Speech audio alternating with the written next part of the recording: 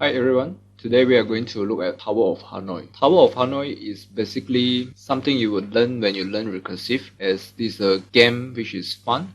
There are a few variants of story where it came from, and the first variant is about the monk say something. So I give you the basic introduction of Tower of Hanoi first. Tower of Hanoi is a mathematical game or a puzzle. It consists of 3 rods. One of the story is, the monk say there are 64 golden discs from this rod, right? If someone able to arrange this completely and move to the third rod, and it will be the end of the world. The rule of this game, right, is you can only move one disc at a time. At each move, right, you can only take the disc from the top of any of the stack and place it to another tower. And you can only place the smaller disc on the top of the large disc. So this is the example of a 5 stacks, right? If there's a 5 stack example, if I move the top to the third, and then I move the second one to the second pillar, then this one moves to the top, and then moving this one into the here, and you can see it's going to be like this. So this is just solved halfway. What you observe is, if it's odd number, right, it's going to follow this pattern. If it's even number, right, it's going to follow another pattern. I can show you what is the pattern. So let's write it down. For odd number, right, it's going to A, C, and then A, B, and then B, C. And then for even, right, we are going from A, B, A, C, and B, C. So example, right, there are totally 5 stacks in here. 4 plus 1 is 5. So it's odd number. If it's odd number, we are going to follow this pattern. We move from the top part A to C, and then the second one will be A to B, and then we are going to move from B to C. However, right, we cannot move the bigger into the top of the smaller disc. So what we do is, we're going to move from C to B. Okay? And then, right, we will repeat the cycle. We move A to C. We move from A to C. And then we move from A to B. However, right, A is larger. We cannot move A to B, right? So it's going to be B to A. And then the third one is B to C. So let's look at it. B to C, and then we repeat it again, A to C. Okay? A to C. As you can see, right, it's going to follow this pattern. The whole idea is, so example, if there's 5 stack, right, 1, 2, 3, 4, 5. The objective is, you need to move this stack to the second pillar first.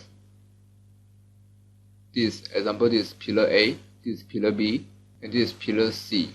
So that, right, you can move the largest one into here. Okay? So it's going to be A, B, and C. So the largest one, right, is in here. So the remaining part is here. And this is the pillar, okay? This is the pillar. So to solve this, right, it's going to be this pattern. This is the 2 clue we have. We want to know we are moving C to B or B to C. We need to know B to A or A to B. We need to know C to A or A to C. So we are going to look at the solution for this recursion. This is the pseudocode for the recursive algorithm for Tower of Hanoi to solve it. There are different versions, and this is just one of it. So what this algorithm do is, it take in argument of source, destination, and what you need to do is, you need to keep track it is in which pillar. And then, right, it's going to use temp. It's going to 6 minus source. Example, this is the source, right? 6 minus the source and minus the destination to get the temp value. And then, right, the move, this is actually printing part. I show you the example. Example, right, our source, right, our source is equal to 1, and then our destination is equal to 3. Okay? This is the starting point. Our source is 1, our destination is 3. So our temp answer, right, is equal to 6 minus 1 minus 3. So our temp is equal to 3. So this is the move this part. The move this, right, would move this 1 to the destination 3. It's supposed to print like this. Your print statement will be move this 1 to destination 3. So I give you the example. Let's highlight the n-1 in color. This is our recursive function n-1 and also our n-1, okay? However, right, we have two recursive. This recursive is going to solve for the second part will be call again. So the printing is in this part, okay? Printing is in this part. So let's look at 3 stack first. Don't look at 5 stack. 3 stack is easier, okay? So initially we have 3 stack, right? So when we call our 3, right? Example, if we have 3 stack only, don't imagine 5 stack. Imagine 3 stack. We call our recursion code, right? Initially the n we pass to here, right? We pass to here. Our source is 1. Our destination is 3. Then you're going to call recursive n-1 source and temp. Okay, so we record it down. We actually have a n-1 and then followed by printing.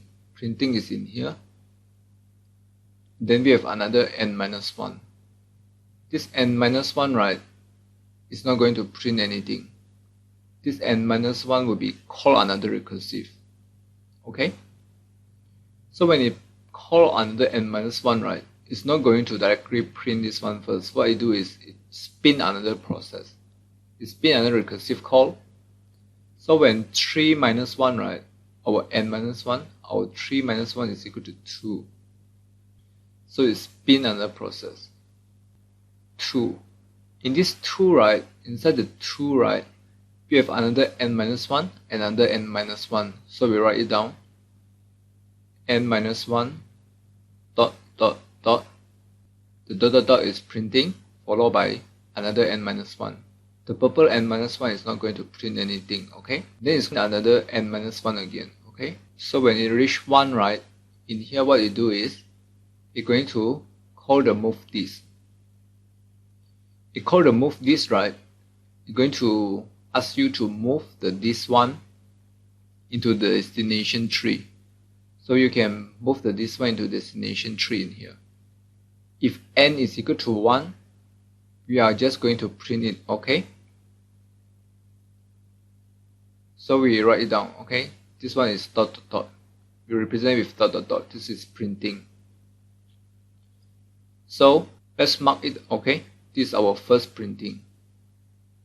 And then what happens is, because we already execute this part, right, it's going to print this one.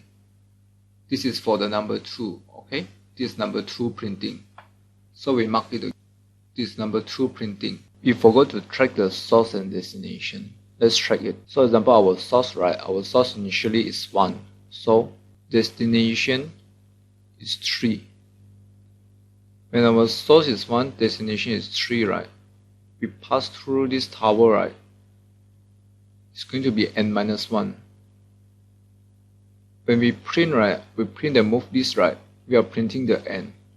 Okay, move the n, move the n, move the n. Okay, let me write it down. This is moving the n, moving the n. Okay, moving the n.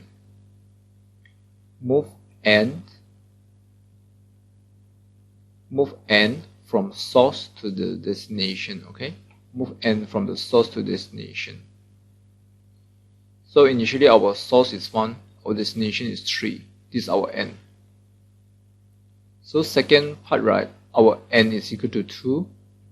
Then our source is still 1.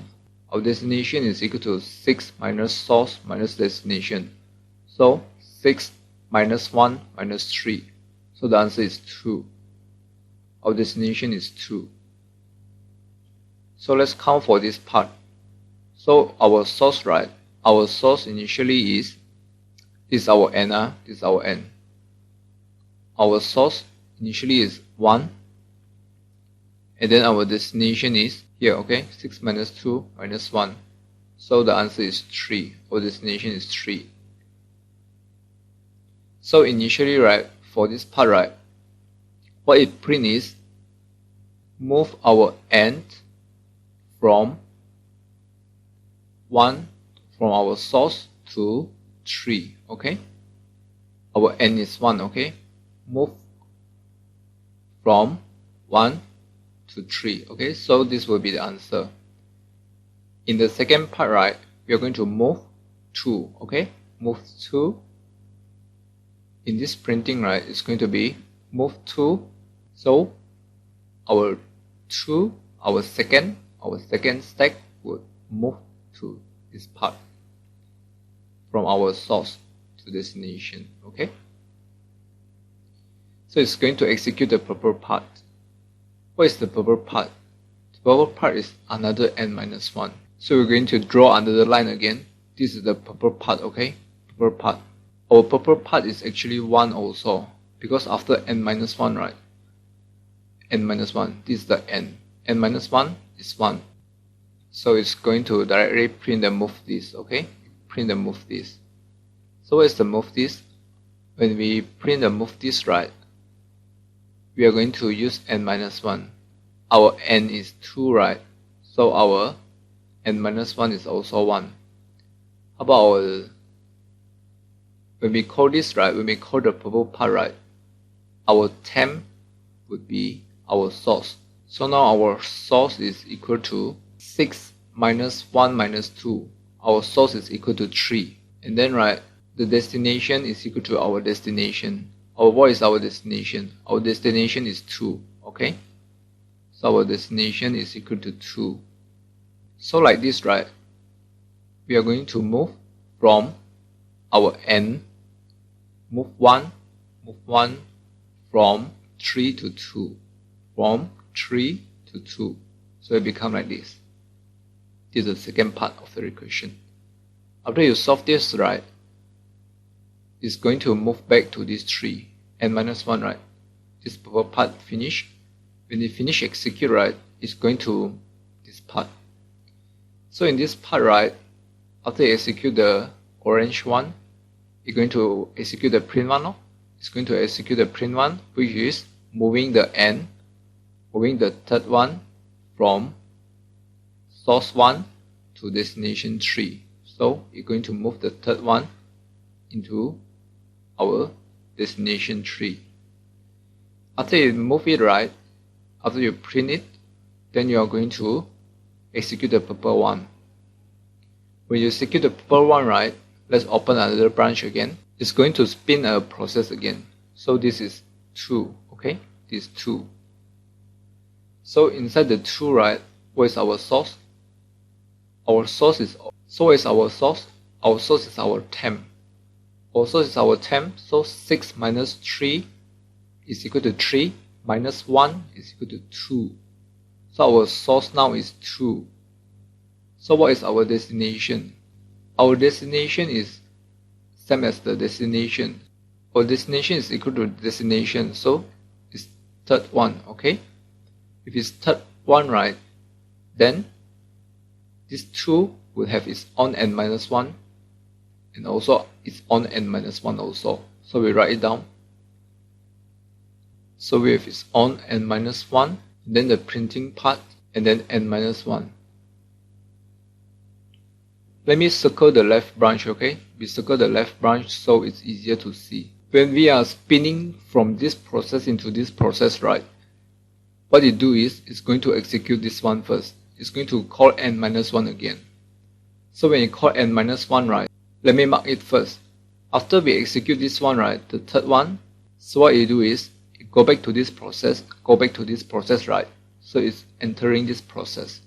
So this is the fourth one. Fourth printing, okay? This is the fourth printing. After the fourth printing, right, we spin a process. We spin this process, and then we are going to spin one more process in here, n minus 1. So it's going to be 1, and then, right, if it's 1, right, we are not going to execute We are not going to execute this part, we only print it, okay? We print it. So what is our source? Our source is equal to, we are looking at this part, okay? The orange part. If we are execute the orange part, right, our source is equal to our source. Our source is equal to 2. And then our destination is equal to, 10. So 6 minus 3 is equal to 3, minus 2 is equal to 1. So what this says is, move number 1 from 2 to 1. So we move number 1, okay? We move number 1 from pillar 2 to this one, okay? Move to this one. So this is the 5th printing, okay? The 5th printing. This is our 5th printing, okay? And then after that, right, when we finish this process, we are going upwards again. So we are going to execute this printing. What this printing do is, this 6th printing, okay? 6th printing. Our 6th printing is going to move the second stack from position 2 to destination, okay? So we are going to move the number 2 to this position, okay? So we move it, it becomes this one. After that, right, we're going to execute the purple part after we print it. Remember, after we print this one, we are going to execute the purple one. So when we execute the purple one, right, n minus 1 is equal to 1, okay? When it's 1, we are going to print only. We are going to print. So, what is our source? What is our destination? Our source now is equal to temp. So our temp is equal to 6 minus 3 minus 2. So it's equal to 1, okay? Our source is 1. What is our destination? Our destination is the same. Destination is 3, okay? So after that, right, this is the 7th printing. So we are going to move the first one from pillar 1 to the 3rd pillar, okay?